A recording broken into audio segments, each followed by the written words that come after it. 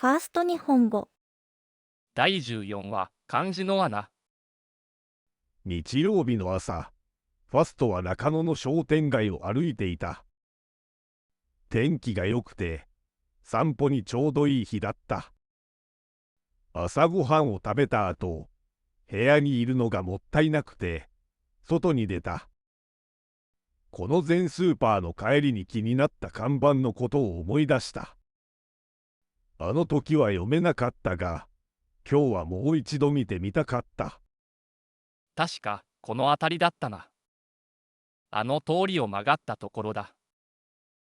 商店街を抜けて、しばらく歩くと、小さな通りに曲がった。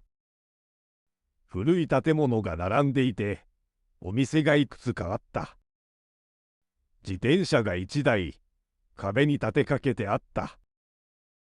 ファストは一つの看板を見つけた。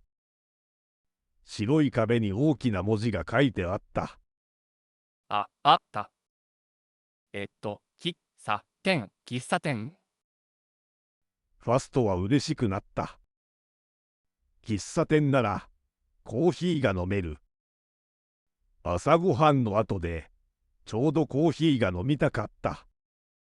よし、入ろドアを押して、中に入った。でも、中の景色は想像と全然違った。コーヒーの匂いはしなかった。代わりに、薬のような匂いがした。壁にはハンガーがたくさん並んでいて、ビニールに包まれた服がかかっていた。カウンターの上には、畳まれたシャツが積まれていた。う。ここ、喫茶店じゃない？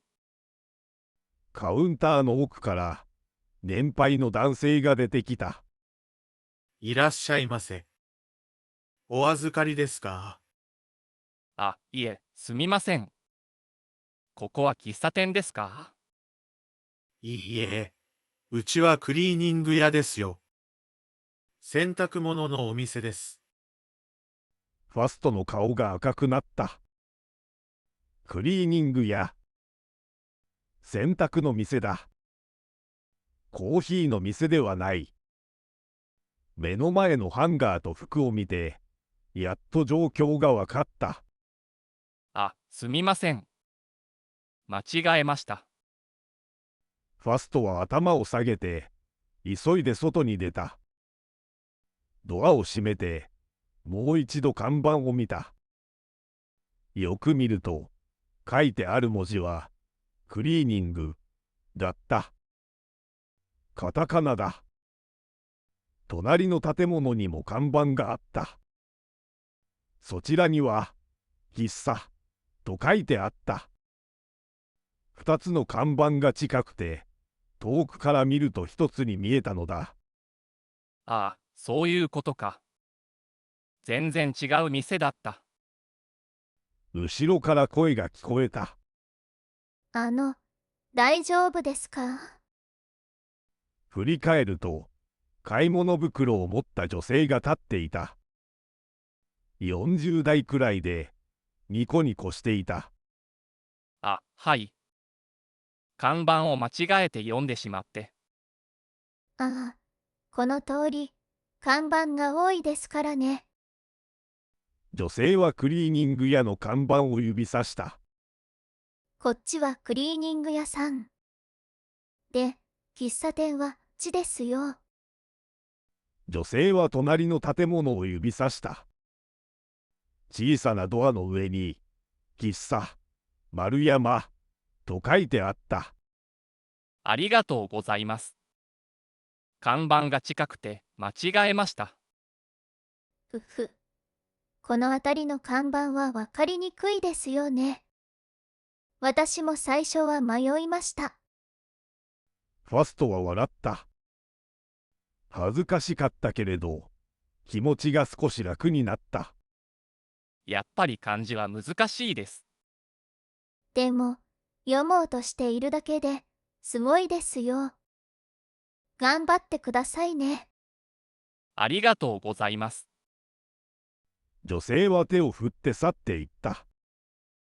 ファストは喫茶丸山のドアを開けた。中は静かで、コーヒーのいい匂いがした。壁は木でできていて、古い時計がかかっていた。小さなカウンター席に座った。いらっしゃい。何にしますか？ホットコーヒーをお願いします。かしこまりました。少々お待ちください。窓の外を見ると、さっきのクリーニング屋の看板が見えた。ファストは少し笑った。コーヒーが来た。白いカップに湯気が立っていた。一口飲んだ。温かくて美味しかった。ファストはスマホを開いた。メモアプリに今日のことを書いた。看板を読むとき、周りをよく見る。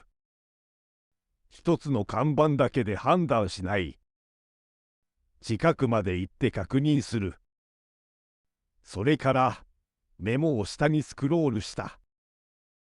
前に書いたメモが見えた。銀行口座を開く。マイナンバーカードを持っていく。